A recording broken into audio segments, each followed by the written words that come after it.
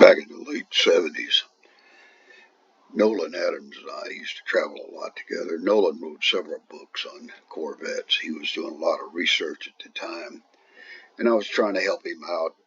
I'd help with the money and traveling because I was traveling for my company at the time, and it was convenient to meet at certain locations. And I had rented a car, and we'd stay in motels and go and look at various unique Corvettes. And plus, he was trying to get a lot of the stuff out of the factory up in Warren in their tech center, and you had access to their files. We got a chance to go through those.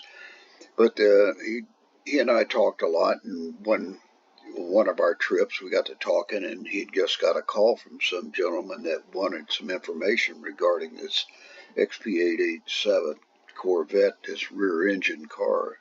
It was made, I guess it was made in the late 60s. I think it was, I can't remember the year exactly. But anyhow, he said they just found the front and the rear of this car and didn't know what the center section looked like. The main bottom section of the frame and everything was missing, and they wanted to know if Nolan could get any blueprints or any information on it. Well, the guy told Nolan he found it in an airport hangar on this old tarp, and it had a front end and a rear end, and that was it. Like I said, the center section was missing, so Nolan went through the tech center and he found the blueprints of how this car was built.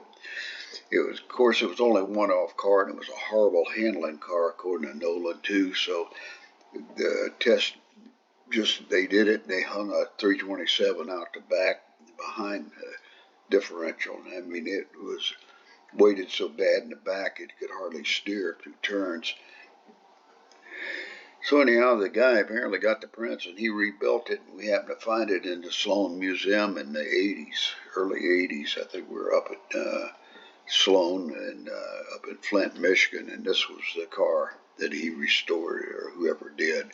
Never did find out who restored it, but Nolan, I'll never forget Nolan telling me about this, and I always wondered whatever happened to it. I guess it's still up there. Anyhow, just some more interesting information. You take care, guys. See you later in the Corvette world.